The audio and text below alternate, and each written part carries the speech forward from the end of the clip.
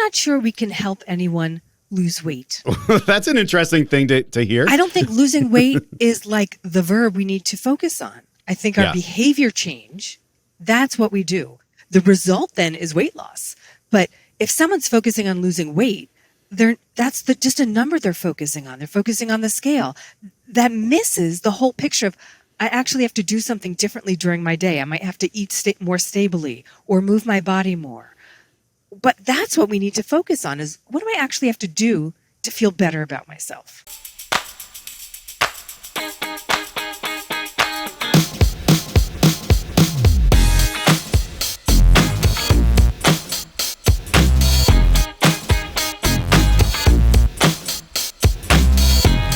This is the podcast that flips the health and wellness industry upside down so you can be your healthiest inside and out. I'm your host, Dr. Neal Smoller, holistic pharmacist and supplement strategist. Today's episode, how to eat well. Eat to fuel your fire, man. We're doing the nutrition episode today. In my holistic standard, the model for true holistic care is the wellness pyramid. And at the bottom of the pyramid are the 5 lifestyle domains, nutrition being one of those. So it's finally time to talk about how and what to eat. I'm so very happy to do it. So this is a special guest episode. I have with me via video chat today, Ilyse Simon, a practicing registered dietitian, somebody with some authority here. So it's not just me spitballing, because who really trusts me anymore, right?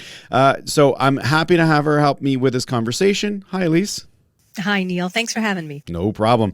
I've always surrounded myself. I told her this. I've had multiple registered dietitians in my squad for quite a long time. I've always loved having RDs around, and as I'll kind of disclose in the podcast, I never really had a formal education in nutrition like most people, and the registered dietitians were the ones that gave me that insight. So, but let's continue with the plugs here. Visit wellnessupsidedown.com for all things podcast related. Please subscribe to the show in your favorite podcast app, and even over on YouTube, give us a 5-star review as often as you can, because I think we're worth it. So I do a little pre-show affirmation, and what that is just some people are tuning in for the first time. They don't know what to expect. I want you to live your healthiest life, and I'm a big fan of supplements when they're done right. I just don't want you to get lost in the chaos and confusion that the health and wellness industries intentionally create. So I'm here to help make sure that you don't waste your time, your money, or your energy on the false promises made by these billion-dollar industries. So I'm here to help, and to help you on a new and better wellness path. But as a warning, if I get a little ranty, I'm not ranting against you because you made those decisions. I'm ranting against the machine, the system, the misinformation, and the hype that gets folks like you with good intentions to the wrong place. So I'm raging against the machine and not you. So again, today's episode, how to eat well, eat to fuel your fire. The main takeaway, of course, I want you to have clarity around the foundational pieces of nutrition, and I want it to be a clarity that you've never even had before. So we're going to start out by talking about Dietary Jenga, how to think and learn about nutrition. Topic 2 is going to be eat to fuel your fire, redefining nutrition, what makes a food healthy, what makes a meal healthy, and what makes a day healthy. And topic number 3 is going to be the crucial question. I'm sure Ilyse can verify this. Literally, as soon as you educate somebody about nutrition, the first thing that they'll say back normally is, okay, so what should I eat? And we're going to answer that question for people, at least, in our limited capacity of not even knowing if anybody's listening, right? That's what we'll do. So let's talk to our guests. Here's our formal introduction of Ilyse. Ilyse is a registered dietitian and nutritionist in private practice since 1998. She works with people who have eating disorders, body image issues, food allergies, vegan or vegetarian diets, and insulin resistance. Ilyse has a degree from Bastyr University of Natural Medicine, which gives her work an alternative flavor, and we like that here. With over 20 years of experience in disordered eating and body positivity activism, Ilyse utilizes her tool bag in innovative ways to address what's in her client's best interest. So, hi, Ilyse. That's very fancy. Hi.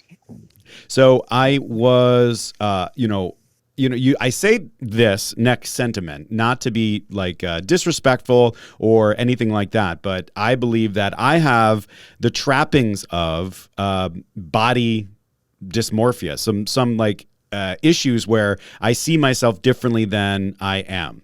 And one of the things that we talked about prior to coming on the podcast was that the stuff that you deal with in your very serious practice, helping people with eating disorders, is really just like a spectrum. And most of us, from a nutritional standpoint, will be somewhere on this spectrum. And so what do you think about that? Like the idea that I have these kinds of concerns about how my body appears, and I view it in a different way than it actually is, and those kinds of thoughts. I think it's a spectrum, exactly. And the issue between eating disorders and disordered eating is how much time in the day do you spend thinking about it? Does it interrupt other parts of your life? You can't think about work or school or friends because now you're thinking about what your body looks like and where you are and if you're the biggest person in the room or any of the other things. Right. Yeah, it's really interesting to really think about. And when we are talking about all of our stuff, anything around nutrition, one of the things that I've noticed that you were kind of like talking to me about prior to this was that, all of our nutrition conversations were almost directly tied to weight. And what we tried to do in our last podcast episode, when we were talking about New Year's resolutions and setting a vision, we were more specific about how we wanted people to not set weight loss goals, but to set a vision of like what their approximate body weight would be for them, right? And trying to make that realistic. But more importantly, setting the 5 tangible, objective, measurable things that they can do on a daily basis that if they do every day, will make those body, I guess, like physicality goals true. And so like this is a very, good episode to have after having that conversation to kind of get into the heart of all of this. I'm not sure we can help anyone lose weight. That's an interesting thing to hear. I don't think losing weight is like the verb we need to focus on. I think our behavior change, that's what we do. The result then is weight loss. But if someone's focusing on losing weight, that's just a number they're focusing on. They're focusing on the scale. That misses the whole picture of, I actually have to do something differently during my day. I might have to eat more stably or move my body more. But that's what we need to focus on is what do I actually have to do to feel better about myself? So I asked you on the podcast today because you, like me, believe in this, that there's only one way to eat correctly. And if you don't eat that exact way, as I said, perfectly, you're a big, horrible failure and you should feel bad. What do you think about that? Right. I think all of my clients would agree with that. That, you're raging against a machine and I want to rage against the other machine of our culture that tells us there's one way to have a body, there's one way to be, and if we don't do everything perfectly, we are bad. Someone with an eating disorder, or most people, even non-eating disorder, feel badly if they don't do what they're told to do in the right way perfectly, because our culture is so into having these very small boxes that we're allowed to fit in. I think when it comes to the more common nutritional queries that we get, it's really funny, and I'm sure you hear this a lot too, is that people will get dismissive and they'll say, I know what I'm supposed to do, right? And then I ask myself, well, why are we having this conversation? And it's because there's a problem with what we know. And as you said, there's a cultural influence, there's a media influence, and there's just so much rhetoric. And so what the point of today and having an expert like you on is to kind of cut through that and help people with some systems to help them filter out a little bit better and then have the baseline for nutritional success better than they've ever had established and foundational for them moving forward. Right? Lots of people know what to do. I think it's the motivation or the behavior change that we don't do. Most people, if you ask them, what does healthy eating mean? They'll get to fruits and vegetables. Sure. Doesn't mean we do it.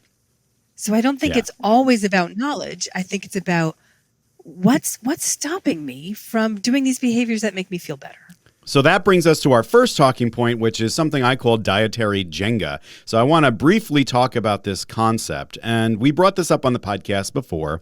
It's drneal.co/Dietary Jenga, Jenga. It's up on the screen right now if you're watching on YouTube. So Dietary Jenga is an analogy to teach a lesson about nutritional information and how we think about nutrition, but it's also a framework for nutritional success. I stink at Jenga. I'm not good at most board games that I play, especially with my children. But I'm told if you play it right, you have to keep your tower upright. And if you weaken that foundation, you're taking the blocks from the bottom and then you put them on the top. That makes your tower crumble. So I like to play Jenga where I just keep the tower nice and straight and I don't move any blocks because that would be dumb. And if I certainly wouldn't pull blocks from the bottom because that would make my tower really bad. Now, I may not be fun to play Jenga with, but I think nutritionally your information might be a little bit better handled. So that's all that really matters at the end of the day. So, and that's what we do with nutrition information, right? We rob from the bottom, not paying attention to what's important, and then we take those blocks and we put it up at the top, at the periphery, at that external layer where everybody's kind of like talking about stuff that really doesn't matter. So let me kind of put this into, I guess, real life terms. So when people come to me and they ask me about nutrition, one of the first questions that I'll ask them is about, like, name a healthy food. Do you know what foods are healthy? And it's really weird, at least, like the first thing that people say are apples. They're like, hey, apples. Like 9 out of 10 people will say an apple. And then I'll say to them, okay, so great. So that's a healthy food. What makes it healthy?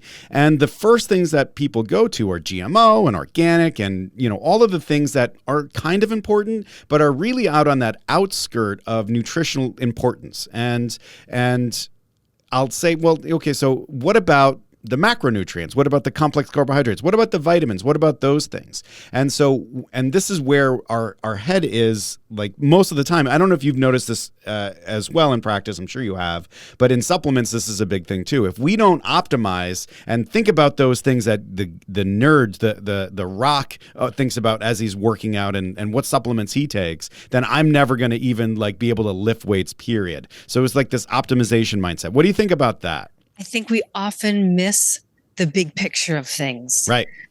So someone might say, okay, it's really good to have vitamin C and I'm going to take 3,000 units of vitamin C and not take any bioflavonoids. Like, they're missing part. So, well, it's not going to work in your body so well. That's right.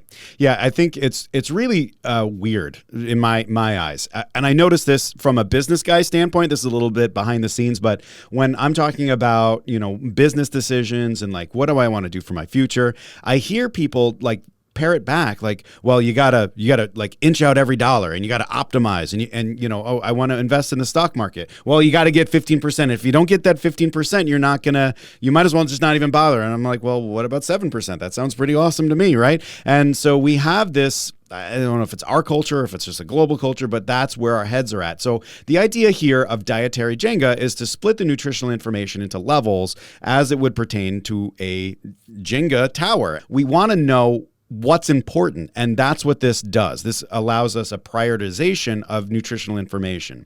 So level 1 at the bottom of the Jenga tower, the most important stuff is what's healthy and what's not. I think that's important for people to know. It's the general information, it's the definitions, and that's where we're going to focus the most on today. Level 2 is as important, if not more important, as Ilyse and I have been talking about. It's about the habits, the timing of the meals, and tackling the mental and psychological obstacles that are associated with nutrition. Level 3 is where we get into the numbers, and this is something that we made a point of early in the podcast history. Our episode number 3 talked about calories, but we talked about how unimportant they were to other things. And so this level 3 is mostly about varying your diet, making sure that you're exposing yourself to lots of different foods, but then it's talking about portion sizes, calories, and the metrics and numbers that you should be pursuing. So again, more importantly to me, you know what makes a food healthy. You know what the real information is, not the clouded optimization mindset information. And then you know the habits and psychological stuff. Then you can start to tackle calories and all of that other stuff that people kind of lead with often. Level 4 of the Jenga tower is the quality of your food. At this point in the conversation, I say to people, okay, now is a bad time to be eating gas station sushi. Let's try to get some higher level quality food. Again, this is another one where people go a little nuts, and you and I would agree that it's important to have nutrition that is of higher quality because of the vitamins and minerals that they'll be exposed to, plus all of the processing that happens. So it is better to probably have free range chickens than mass produced chickens from a Tyson warehouse. But it's not the most important thing. Most important thing would be to incorporate protein rich foods into your diet. And finally, level 5, this is where the geeks dwell. This is micromanaging and really geeking out on the stuff. And this is where, if you want to start having philosophical debates about GMO and organic and all of that stuff, that's when you can kind of go up here and you can really micromanage your diet and make it perfect if that's what you want. But I never want the perfect to be the enemy of the good, right? I want people to be on a path, and what you find and what we've said on the podcast before, and you can kind of chime in here, is a B is great when it comes to your health and wellness. Definitely. I had an acupuncturist friend who would say 80-20. Right. And 80% of the time, we want to do what's good and healthy and makes us feel good about ourselves. 20% of the time, we get to have those fun foods. And maybe for some people, we need to adjust that depending on whatever's going on with them. Yeah, everything in moderation, not including moderation, of course. And like we have to live our lives and enjoy our lives. And you know, this actually talks about a psychological thing, how we view food as a reward system, and like that's a behavioral problem. But yeah, I mean, the idea that we focus so much on the peripheral stuff when we should be focusing 80% of our energy on the 20% at the bottom. Like that's what matters the most, right? So we want to know what to do, but we want to know what's important. You know, all of the components that we talked about with nutrition, including the stuff about geeking out, is important, but they're not urgent. And that's what we want to do. We want to prioritize. We have to recognize our relationship to food as being super important and one of the most urgent things that we do when we're dealing with our nutrition stuff. So let's eat to fuel your fire. So Ilyse, how do we get people to learn everything all over again? How do you get people to realize that what they know might not be serving them or might not be accurate? That's a great question. I think I would ask someone, how's it working for you so far? Right. Right. Right. Like we know I've been doing it this way. I've been yo-yoing with my weight for 30 years and it's not going so well. I go to a different diet every other week. It's not working. That's right. That's how we know. Well, let's figure out something else that works. Right. And, you know, I like to keep it real, of course.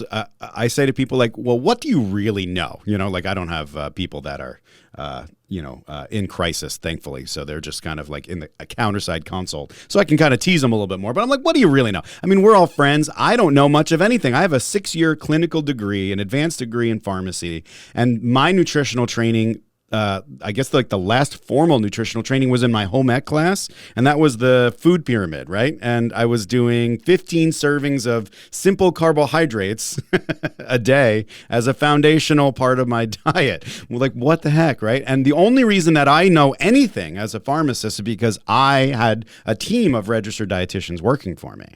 So I like to redefine the words to get started. So what is it that makes a food healthy? I would love to answer this with my favorite professor, Buck Levin at Bastyr University. He gave us a definition for, well, first, what is food? Okay. And his definition was food is anything that exists not to be eaten. What? Right? So if we think about it, it's a pretty extreme definition, That's but I like extreme? it because it gets us thinking about things. Yeah. A peach is food. Because the reason a peach exists is to make another peach tree. A Twinkie is not food because the reason a Twinkie exists is to be eaten. That's the only reason it's here. Wheat exists because it's going to grow another wheat plant, right? So we get back to what really is food, which kind of speaks about, well, what's processed, what's not processed. But if we think about how like our ancestors ate, or even 150 years ago, I want people to eat real food that comes from the ground. And I want them to feel good about what they're eating. Right. Sometimes it doesn't matter what we eat. We just have to feel good about it. And does my body feel good? Am I really hungry? Right. Do I feel good about how I'm nourishing myself? Right. You know, and like the defining of the how do I feel good? I feel great after eating a bag of M&Ms, but then I feel bad like 20 minutes later, right? So it's that lasting effect that you have to talk about. So when I'm talking to people about this and trying to like set a framework for them, I talk about the nutrient density, because that's what the FDA talks about, even though they're a bunch of clowns when it comes to this stuff. You know, like they talk about the nutrient density. So we talk about how it's rich in one or more macronutrients. So do you want to kind of, you know, we have this thing about good and bad, right? That's how most of us talk about nutrition. So what do you think about good and bad? And do you have an example? Can you walk us through like the different macronutrients and that kind of a thing? Sure. Okay. So good and bad are not words I ever use in regarding to someone's diet, like what we eat. Because then we feel good or bad about ourselves based on what we ate, which is kind of confusing. Right. There are 3 foods I will call bad, and they're not foods. Artificial sweeteners, soda, and trans fat. None of those exist to help us. They're contraindicated. They don't help us actually get the things we want and to feel good about and to feel good in our bodies. So then macronutrients. This is the base of your Jenga. We have to eat our macronutrients, carb, protein, and fat. Right. Some foods are one of these macros and some foods are a combination. Right. So carbohydrates are things like starches and grains and fruit. Right. And vegetables. Yeah, man. Carbohydrates have such a bad rap, but vegetables are carbohydrate. They don't have many grams of carbohydrates, but that's the category they go in. Right. And this is where it starts to get kind of complicated too, because as you're saying, a food and a macronutrient are 2 different things. So what we need are the macronutrients. They come from foods. And as you said, like most of them are naturally occurring. They're around us, and then we can take them and incorporate them into our bodies. And this is where, people get lost because we want to apply those labels. It's a shortcut. It helps us kind of solve problems. But we get stuck on this idea that it's all or nothing. And, when it comes to some foods, it's not just all one thing. So you had said, as we've said before, trans fats are bad. And trans fats are bad. They actually have no human health benefit, but they're naturally occurring and found in nuts and seeds.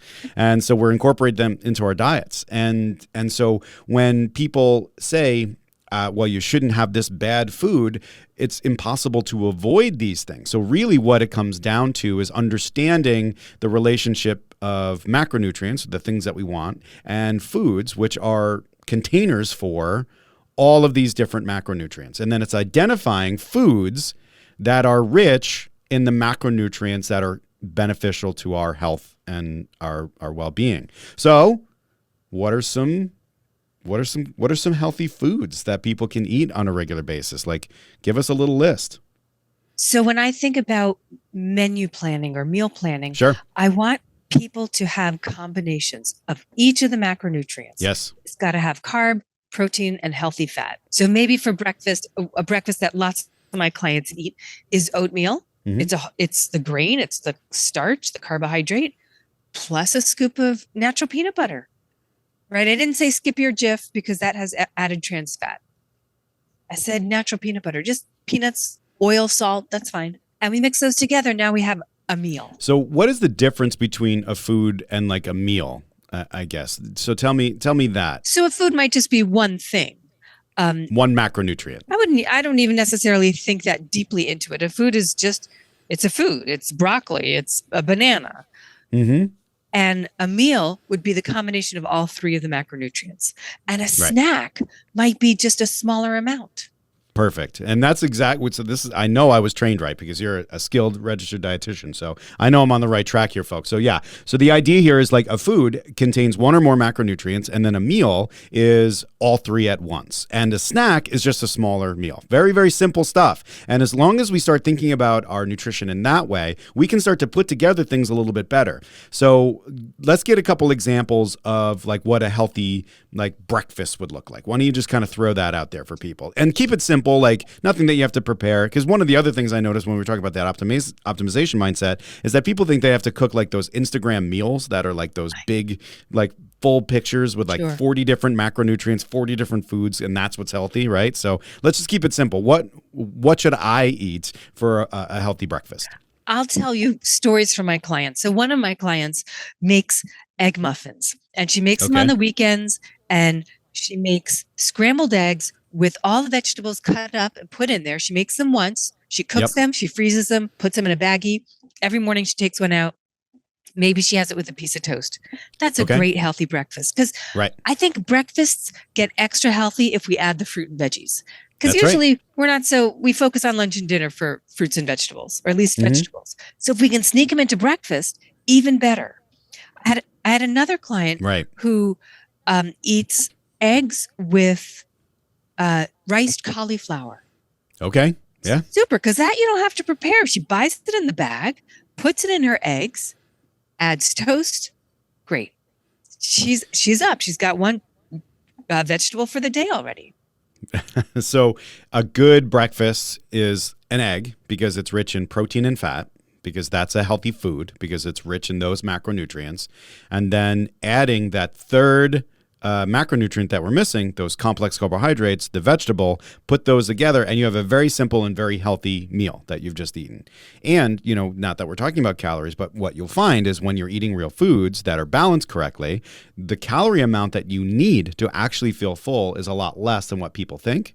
And you actually are hungrier less often because you're satiating. And that's where we get into the fire stuff. And so I'll be talking about my eat to fuel the fire analogy briefly, but I want to kind of talk about, one more component. So a snack. So you said a snack is just a healthy meal, which is all three macronutrients that we need at one time. A snack is just a smaller one. So what would be an ideal snack for somebody to eat? Carrots and hummus. Boom. Nuts and fruit. Okay. A bar, like a Lara bar. I like Lara bars because they're just food. Right. I know what the ingredients are. I can read them. There's no, can I say crap? Yeah, you can say crap. There's no crap in it. All right, great. Yeah. If you want to swear, we can swear too. Like you say the F word. That's good. I'm good. So the idea of a snack being just a smaller representation of like a healthy meal, that's an important thing for people to hear, because I think that snacking to most people is junk food. And so to hear that a snack is essentially just a smaller combination of these things, very important. And snacking is important to you, right? Like it's important as part of your nutritional program? Well, you mentioned what people tend to snack on is junk food. And I would ask that person, is it because you're hungry? If you're hungry, eat food. Right. If you're not hungry, let's talk about what is going on. That's true. Yeah. And so that gets into some of the behavioral stuff. And just to share, because I always like to share on the podcast here, like my behavioral stuff is I am stressed right now and I need to either chew on something to show my anger, or I need that dopamine hit to feel a little bit better because I'm going through a challenge. And so let's get some junk food going on, right? Instead of reaching for a carrot, my first thing is what's that thing that's going to give me the instant dopamine hit? And so that's an important piece, because if you're not hungry, there's something else going on. There's some other psychological connection. So we talked about some healthy foods, and one of the things that I like to talk about when we're talking about healthy foods, before we kind of get into all of this structure stuff, is that there are bad foods besides that short list that you kind of talked about, like trans fats and sugars and sodas and all of that stuff. They're bad foods because they're not good for you. And so these are like the allergens, right? And there are people that can't eat specific types of foods. So please don't eat those. Those are bad, quote unquote. But then there's also foods that just don't jive with specific people. Right. And that's where I would say to someone, it's not that the food is bad, because I want to take that word and really throw it out. Right. This is what happens to you when you eat it. You get bloated and diarrhea and you don't feel well, or you get tired, or your skin breaks out. Right. That's what happens when not everybody, just when you eat it. Or, okay, maybe I can eat chocolate covered espresso beans if I have 3 at a time. But That's when right. I have 15, then, my head kind of explodes. I can see through the wall. Right. I can do that. Right. Right. And so if you're a fan of diarrhea, then please eat the thing that gives you diarrhea. But most people don't want diarrhea, just so we're clear on the messaging here. Yeah. Okay, cool. And I would offer to people that sometimes we do what doesn't work for us for a long time until we're really convinced. Because it's hard. It's hard to make change. It's hard to accept for those gluten-free people. For the celiacs, I really can't eat this. Yeah. So let's explain that more, because I think that's an important sentiment for people to hear. So I had a client who was dairy intolerant. When she ate dairy, she would have to go to the bathroom immediately for hours, right? It gave her IBS, irritable bowel syndrome, diarrhea, constipation, cramps. It took her a long time to really accept, maybe it's not the dairy. Maybe it's I just did this or I did that. We worked together for a long time for her to say, look, it really is. If I take out the dairy, I feel so much better. So we talked about what makes a food healthy, the fact that it's rich in one or more macronutrients. We talked about what makes a meal healthy, that it has all three of them. And we said that a snack is just a smaller version of a meal. So my question to you, Ilyse, is how do we make our day nutritionally healthy? What should we be doing throughout the day? And like, I guess that what I'm asking you is like, what time should I eat breakfast? Should I have a snack, lunch, all of the timing aspects and like how to fill our day with nutrition? Right. So the rule of thumb is we want to eat our first meal within 2 hours of waking. Mm-hmm. And then we want to eat between 4 and 5 hours after that. That would be theoretically our 3 meals: breakfast, lunch, dinner. Yep. Some people need that snack midday. There's some people, because of your schedules, I have teachers, especially teachers, they can't eat when they're hungry. Right. Or nurses. Teachers and nurses are my hardest clients. That was my second thing I was going to add in there. Yeah. They eat when they can. So sometimes we have to eat when it's not mealtime, when we're not hungry because we don't know when we're going to get to eat again. And that's okay. Mm-hmm. The biggest thing I would do is to plan. Yeah. Now, what's our day going to look like today? When can I get breakfast, lunch, dinner? I have a lot of students. Well, when can you fit from class? When do you have a break that you can go to the dining hall and get food? Or what if your lunch is at 10? I have other students. What if your lunch is at 10:45 in the morning? You have to eat then because that's when your break is. All right, so this brings us to my eat to fuel your fire analogy. So if we woke up in the tundra tomorrow and we had the only survival skill of making a campfire, how long would you last? How long would it take you to start losing digits? And I don't want you to lose any digits. So what I tell people is that in order to make our fire, to provide us the energy that we need to stay warm and not lose toes, we have to know how to construct a fire that's going to last throughout the whole day, right? It's going to last us as long as possible. So to make a fire, you need 3 types of wood. You need kindling, you need those worker logs, and you need those bigger logs that are going to burn for some time. And if you think about it from a nutritional standpoint, our macronutrients are very similar to that in how quickly it takes for them to catch fire, to give us energy, and how long they last giving us energy in our bodies. So carbs are like the kindling, and they are, they catch fire really quickly, and then they burn out kind of quickly. They give us enough to kind of get the warmth started. And as a little note, we had kind of made mention between the 2 types of carbohydrates, simple and complex, in our conversation. It's not really important for right now, but like simple carbohydrates are kind of like, I don't know, like pine needles and leaves. They burn really quickly. They make a lot of smoke. They might not produce enough energy. And that's why we prefer the complex carbohydrates, which are like those little twigs that actually are good for a fire. Fruits and vegetables are the more preferred kind of kindling to use there. Our proteins are our worker logs. They they catch fire in a little bit, so they give us energy after a little bit more time than the carbohydrates, and they last a little bit longer, actually pretty substantially longer than carbohydrates. And finally, we have the fats. Those are the big logs. It takes a while for our body to start to get energy from that, but that will last us a while. Ask anybody who's had a Whopper, and they will tell you that they don't need to eat until next Tuesday because the fat concentration just sits in your gut, and it takes forever for you to use that energy up and actually need some energy from that, right? So to make that proper fire, we need all 3 of these components. And I see people, when it comes to the nutritional analogy, and this is where I'm going to bring Ilyse back into the conversation here, is when people make their campfires, before they understand this construction of everything, they will be piling their kindling sky high, or they'll only be eating the worker logs, or their diet will be really rich in those big chunky logs, and they're not making successful fires. So let's talk about folks that come to you and say, for breakfast, instead of having an egg and vegetables, I'm just having a fruit salad, or I'm just having oatmeal, which is more common, right? Sure, definitely more common. And I'd say, well, how long does it last you? When are you hungry? Right. Well, it lasts about an hour. Well, I go down to the office and there are donuts, so I eat those.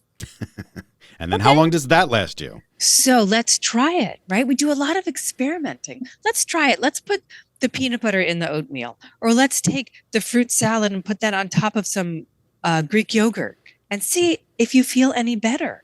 See if it holds you, if you can think a little bit more clearly, if you're a little less cranky by 11 o'clock. I think that that's brilliant because the point here is that like we don't have to really throw away our diets. We just have to understand if the foods that we're eating are healthy, they're one of the pieces of kindling or, one or more pieces of the kindling. And do we have all of the three pieces all together when we eat? So it's not bad to eat oatmeal, especially if it's a healthy source of oatmeal. It's just not a proper fire. You're not going to get long-lasting heat from it. And that's our goal. Our goal is to make a fire so that we stay warm and we don't lose our toes. So making a proper fire by just adding different types of wood to the bad boy is really all we're looking for. Sure. Yeah, lots of people you're making me think of oatmeal. They like, overnight oats. Yes. And you put the oats and you put the raisins and you put whatever else. We have to make sure to put the nuts in. That's right. That's the protein fat. Right. So in order to balance out your thing to make a proper fire, add in that fat and you're good to go. And so, the thing about fires that I like to talk about, though, is that they don't last. And so especially if you're using only one single source of firewood, one type of macronutrient, the fires go out rather quickly. And that even goes for bonfires, right? You can set a massive bonfire and it'll only burn for a certain amount of time. It's not going to burn forever. It's not going to keep you warm all day. So the analogy there is like Thanksgiving. There's people that will sit down, they'll eat 5,000 calories, and guess what will happen in like 3 hours, 4 hours? I could eat, right? And so we have to understand that in order to stay warm, which is our goal for our health, we need to make a fire, but then we need to tend to that fire and keep replenishing that fire throughout the day. And that's where the meal snack timing piece comes in. So we're making a proper meal, and then we're having the meals at regular intervals to make sure that we're keeping our fire burning throughout the day. And so, when we talk about warmth, what I'm essentially saying is energy, blood glucose, and metabolism. So do you want to chime in on any of that stuff about how people have ups and downs of this stuff and how it impacts them? I think when we only eat carbohydrate, we go on a blood glucose roller coaster. Yeah. We eat the carbohydrate, our blood sugar goes up, and then it drops down really quickly. That's the roller coaster. And when people are at the bottom, all they want to do is eat carbohydrate again. So one of the things that we have happen a lot, fuzzy, foggy thinking, people coming to us and saying that they're fearful that they're at the edge of Alzheimer's disease because that's what the media is telling them, because they're getting forgetful and they have fuzzy, foggy thinking. And I say to them, tell me about your nutrition. Tell me about your mother. Tell me about your nutrition. And sure enough, they're not eating to fuel their fire. They're not eating healthy foods. They're carbohydrate heavy, protein and fat light. And that simple change can make them feel better. How do you deal with that normally in your practice, and how often does that come up? It comes up a lot. Mm-hmm. Sometimes it is definitely about what someone's eating or how they're eating it or the frequency. Mm-hmm. Sometimes it is an intolerance to something. Right. And so we will investigate and try things to see, well, is it just that you're eating toast every morning plain? And so we add the egg, we add the avocado, we add the nut butter, we add something. Does that make it better? There's one thing that people who camp know that more than anything is that you're not going to have very much capacity to build fires while you're dead asleep. And so you have to kind of survive on the embers from the fire of the night before in order to keep you warm throughout the night. You have this period of time where you just physically can't do that kind of stuff. So how important then is our evening snack? It's so funny that this conversation reminds me, I lived outside for many years. Like physically? Yeah. Oh, that's cool. Nothing's going to keep you warm unless you have some food in your stomach, because your body can't keep making heat if you're hungry. All right, take a tablespoon of peanut butter before you go to bed. Right? Eat peanut butter and an apple.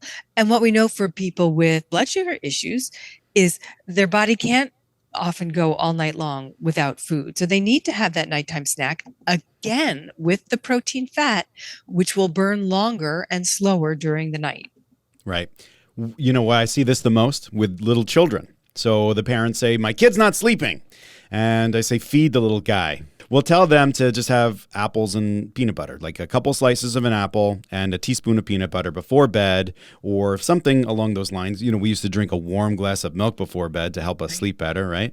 And we will sure enough find that most kids will sleep tremendously better with that. And that's, you know, when it comes to sleeping, which is another important lifestyle domain, we can't like disregard the importance of nutrition, nighttime nutrition, where we tend to not want to eat at night for lots of different reasons. But I think that people have to remember that we want you to eat. Now, do you want people to eat like 20 minutes before getting into bed, Ilyse? No. Might it happen? Sure. Mm-hmm. And you bring up that intermittent fasting, which I sometimes chuckle at. So some people come, I want to do intermittent fasting. I'm like, okay, do it. Let me know how it goes. 2 days later, they're done. Right? It's not how we live. Let's now talk about the most important question, which we've answered a little bit here, which is, what should I eat? And so what I'd like to do is to construct a few simple low prep meals and snacks for people, because, how do I eat? So let's start out with breakfast. We've talked about a couple things, so I'll save you I'll save you the breath. It's eggs with some vegetables. That's a really great breakfast because it's proteins, fats, and the complex carbohydrates. You've made a really solid fire. Question though, what if you're a vegetarian or a vegan? Right. Then we have avocado toast. Then we have oatmeal and peanut butter and fruit. Or we make a smoothie. Maybe we put tofu in the smoothie. Maybe we put frozen avocado in the smoothie. Or we use a protein powder. All right. So then do we have a mid-morning snack? Do you think that people should have that? I think it's up to the person. It's up to how you feel. Right? Some people really need it. I need it. And I will have generally an apple and peanut butter. Maybe I'll have some leftover breakfast. If I don't finish all my eggs and veggies for breakfast, I might keep some and eat it at snack. That's an important strategy, especially as it pertains to people's goal of weight management. We can often take the meals that we've prepped for ourselves and cut it in half and have half of it for the meal time and then the other half for the snack time. And that works really well for me when I'm trying to lose weight. I just will take half of everything and kind of spread it out a little bit more to kind of let it burn. So nuts in a fruit, nuts in a vegetable, nut butter. Is there such a thing as overdoing it on nut butters throughout the day? Sure. You can overdo anything. Yeah. But I guess like more to the point, like if I'm having 2 to 3 snacks a day to try to like fill in those gaps in between my meals and get ready for bed, and I use peanut butter or almond butter for every single one, is that something that you would recommend, or is it something that you would tell people that they have to work on? No, I wouldn't say they had to work on that. I would say it depends how much you're eating in the snack. Is it 2 tablespoons of nut butter? Is it a little bit? Is it a half a cup? Like, how much are you doing? What about almond butter? What about just some nuts? Yeah. Pumpkin seeds are amazing for us. They're so high in zinc. I would ask them before I said, look, don't do this. I'm going to say, well, how's it working? Are you getting constipated? Like, how's it working? Do you have enough fiber in your diet? I mean, I think it's important. There's 2 kind of pieces to that, right? So there's the part where variety really matters. And as we said before, variety is something that we want to talk about a little bit later, because what's really important is to have the habits of every time we eat something, have it be a combination of all the different macronutrients, maybe reducing the simple carbohydrates and adding in proteins and fats and changing out and making things look a little bit more like a healthier, warmer fire, right? And in that part of it, I think it's okay to kind of quote unquote overdo it. It's okay to have duplication because it might be easier for people to pick up that habit, right? And make that change. And then that's the black belt stuff that you're talking about. Right. Like, we don't have to be black belt. We can start at a different color. Right. Say right now I have to eat the same foods to get the pattern down, to get the routine down. One of the things we've talked about here is how I need to get on the rails. I went to Europe and like I'm still reeling from it because the food was real and it was awesome and it was great. And I ate a lot of it and I was walking 10 miles and I came home to American food and I still haven't been like back on the rails. But when I say the rails, I talk about a very kind of a diet that matches identically to the stuff that we're building out here for people, but it's very consistent and I guess not much variety. right? It's not really varied. And because that's what gets me back on track for the healthy eating. And then once I've done that and I've been consistent about it and I'm not reaching for the junk food, instead reaching for the real food, I can then start to mix it up a little bit and change the nuts, change the fruit source, change the vegetable, add this, add that. And so I would say in these early phases, when you're first learning about nutrition and rebuilding your nutrition from the ground up, making those fires, it's okay to just eat peanut butter at every snack. It's okay. You don't want to listen to the people that are telling you peanut butter's the least healthy nut, dude. You gotta eat almond nuts, like that's the only, like you want to tune all that stuff out and just focus on the fact that you are in fact eating a healthy food because of the macronutrient content. Definitely. Behind my curtain here is a big jar of organic peanut butter. Nice. All right, so we did our morning thing, we did our snack thing. What's a healthy lunch look like to you? So for the vegan, we want to have beans. We have to focus on the protein because that for vegans and vegetarians is harder to come by. Yeah. So maybe it's beans or tofu. Maybe it's a bean burrito. Yeah. Beans and rice and vegetables. Maybe it's a soup. Maybe it's a salad with cut up tofu in it, or a salad with hummus and chips. Right. We're adding all the different parts. Salad, hummus, and chips. I didn't have to cook any of that. Right. And it's simple and it's not like extravagant. It's easy. And so my typical lunch as a non-Plantosaurus Rex, I would eat a salad with some slices of chicken and maybe some olive oil or some basic dressing on top of it, just for that fat source. Right. But my salads tend to, because I tend to eat out as I'm in Woodstock, they have like feta cheese and stuff that they put on them, which is really great. So we have an afternoon snack, which we know, right? So we could literally do the same thing that we did for our morning snack. We can do nut butter and fruit. We can do hummus and vegetables. There's a million different things we can do. So those little celery stalks with peanut butter in them, you're telling me, Ilyse, those were actually really great for us? Sure. Ants on a log? You got your fruit, vegetable, and protein. And what does dinner look like? How do we make a healthy dinner? Easy to think about dinner. It's a starch, a protein, vegetable, and the fat is in there. So maybe it's a sweet potato and a salmon burger, or a grass-fed beef burger and a bun, or roasted cauliflower, or, I put in the carbohydrate, or there's a vegetable. Again, it could be the grain. It's rice. Oh, we like in our house, we like rice bowls. So it's rice and beans and vegetables and some cheese and salsa and guac. Great. I've always said that dinner is where people get it right. Because if you look at a traditional American dinner, it's literally the three major macronutrients, right? Right. But why is that, right? Why do people get dinner right more often? Because they're home and they're cooking and they have time to do it. Is that true? Yes. And they're thinking about it. They're planning it. Yeah. Oh, what am I going to make for dinner? Yeah, dinner is that thing. Isn't that weird? Like it's, you go on vacation with people and literally in the morning, everybody's like, well, what are we doing for dinner? Like that's the thing that everybody's working towards through the day.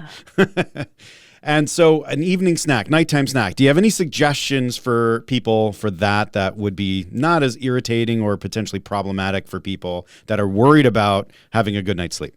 If I'm not going to say nuts or nut butter and fruit again. Yes, that's what I'm saying. Right. Yeah.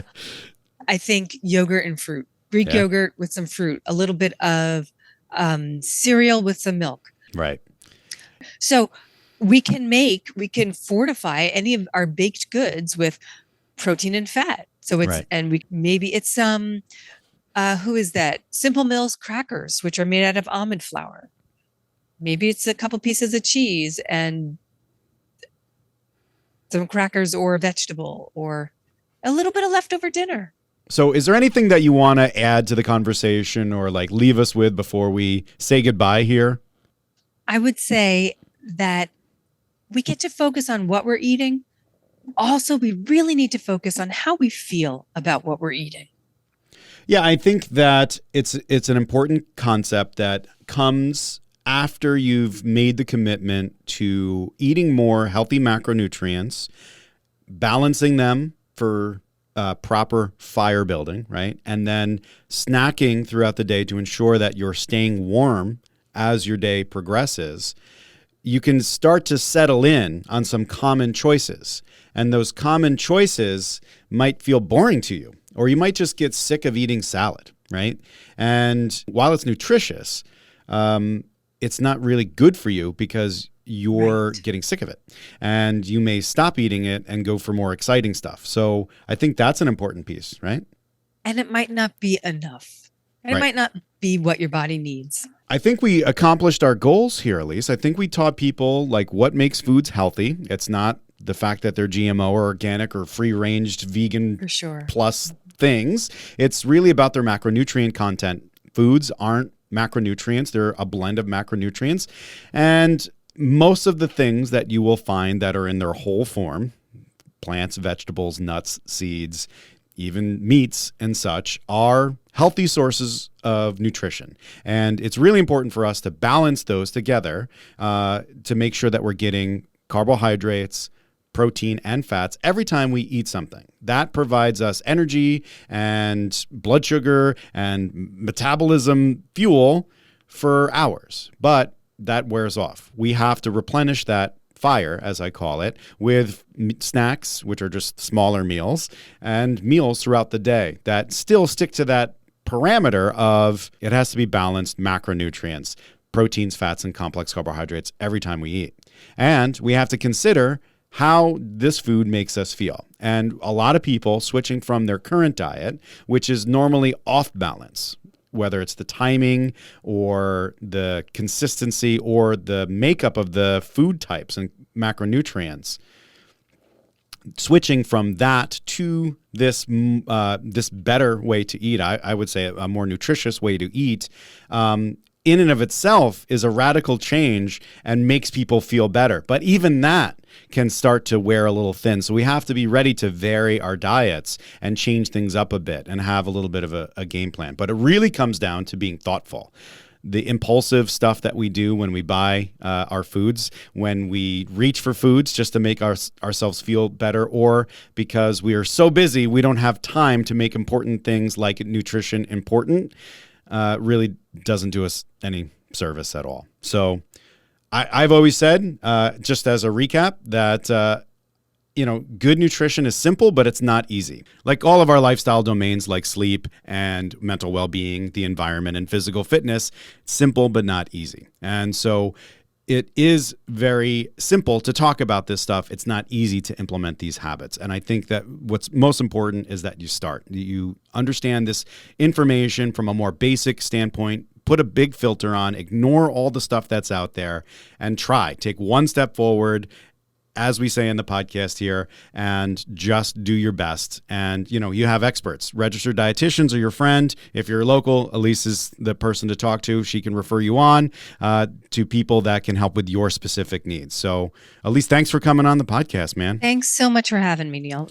So that does it for this week's podcast episode. Take a few minutes to give us a 5-star review and share the podcast to your social feeds. Visit wellnessupsidedown.com for all things podcast. And remember, being our healthiest starts with being honest about ourselves and the health and wellness industries, then blazing a new path, marching forward one step at a time. I'm Dr. Neal Smoller, and I've got your back. Thanks for joining me. What is it that I want to do, accomplish, and what are the 5 things that I need to do to make that real? Those 5 things done every single day, week, whatever it is, if I do those things, then that vision will be true. And I think that's a better approach to this.